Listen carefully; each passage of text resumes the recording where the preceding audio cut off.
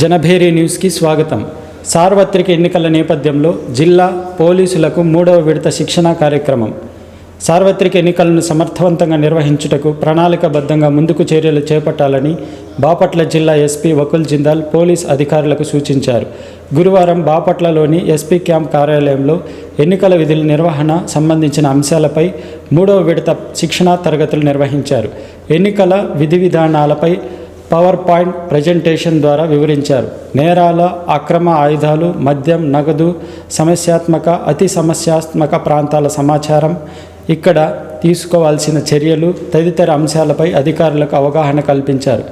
ఇతర శాఖల అధికారులు సిబ్బందితో సమన్వయంతో ఎన్నికలను సమర్థవంతంగా నిర్వహించుటకు కృషి చేయాలని సూచించారు.